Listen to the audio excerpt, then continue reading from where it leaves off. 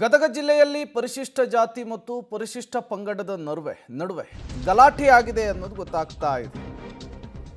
ಕುಡಿಯುವ ನೀರಿನ ವಿಚಾರಕ್ಕಾದಂತಹ ಗಲಾಟೆ ಇದು.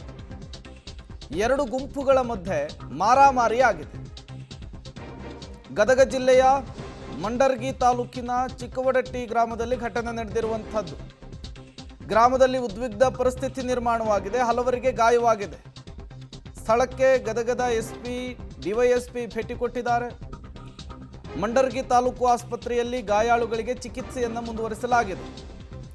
ಕುಡಿಯುವ ನೀರಿನ ವಿಚಾರಕ್ಕೆ ಶುರುವಾದಂತಹ ಮಾತಿನ ಚಕಮಕಿ ಕೈ ಮಿಲಾಯಿಸುವ ಹಂತವನ್ನು ತಲುಪಿದೆ.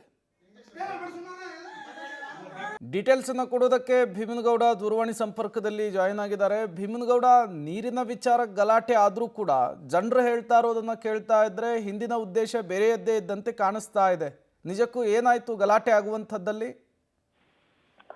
ಹೌದು ಪ್ರೇಮ್ ಕುಮಾರ್, ಇದು ಗದಗ ಜಿಲ್ಲೆಯ ಮುಂಡ್ರಿಗಿ ತಾಲೂಕಿನ ಒಂದು ಚಿಕ್ಕವಡ್ಡಟ್ಟಿ ಅನ್ನುವಂತಹ ಗ್ರಾಮದಲ್ಲಿ ಎಸ್ಸಿ ಮತ್ತು ಎಸ್ಟಿ ಸಮುದಾಯದ ನಡುವೆ ಹಲವು ವರ್ಷಗಳಿಂದ ವೈಷಮ್ಯ ಕೂಡ ಇರುವಂತದ್ದು. ಹಾಗಾಗಿ ಈ ಹಿನ್ನೆಲೆಯಲ್ಲಿ ಇವತ್ತು ಕೂಡ ಒಂದು ಪರಿಶಿಷ್ಟ ಜಾತಿಯ ಒಂದು ತೋಟಕ್ಕೆ ಒಬ್ಬ ಪರಿಶಿಷ್ಟ ಪಂಗಡದ ಒಬ್ಬ ವ್ಯಕ್ತಿ ಹೋಗಿ ಅಲ್ಲಿ ನೀರು ಕುಡಿದಿರ್ತಾನೆ. ಇಂಥ ಒಂದು ಸಂದರ್ಭದಲ್ಲಿ ಆ ದಲಿತ ಯುವಕನಿಗೂ ಮತ್ತು ಎಸ್ಟಿ ಒಂದು ತೋಟದ ಮಾಲೀಕರ ನಡುವೆ ಒಂದಿಷ್ಟು ಮಾತಿನ ಚಕಮಕಿ ಕೂಡ ನಡೆಯುತ್ತೆ.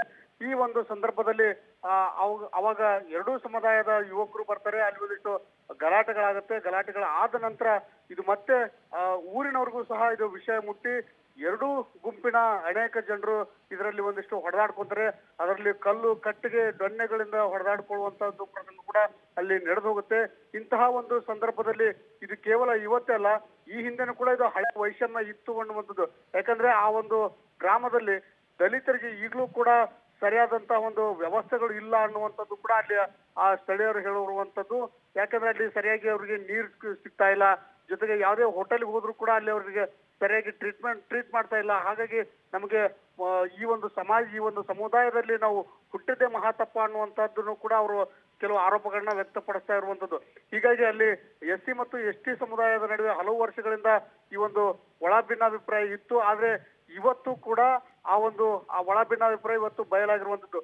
ಎರಡೂ ಸಮುದಾಯದ ನಡುವೆ ಗಲಾಟೆಗಳಾಗಿದ್ದು ಗ್ರಾಮದಲ್ಲಿ ಸದ್ಯ ಉದ್ವಿಗ್ನ ಪರಿಸ್ಥಿತಿ ನಿರ್ಮಾಣವಾಗಿರುವಂತದ್ದು. ಹಾಗಾಗಿ ಇವತ್ತು ಆ ಘಟನಾ ಸ್ಥಳಕ್ಕೆ ಎಸ್ಪಿ ಆದಂತ ರೋಹನ್ ಜಗದೀಶ್ ಮತ್ತು ಡಿವೈಎಸ್ಪಿ ಖಾದ್ರಿ ಅವರು ಭೇಟಿ ಕೊಟ್ಟು ಪರಿಶೀಲನೆಯನ್ನು ಸಹ ಮಾಡಿದ್ದಾರೆ.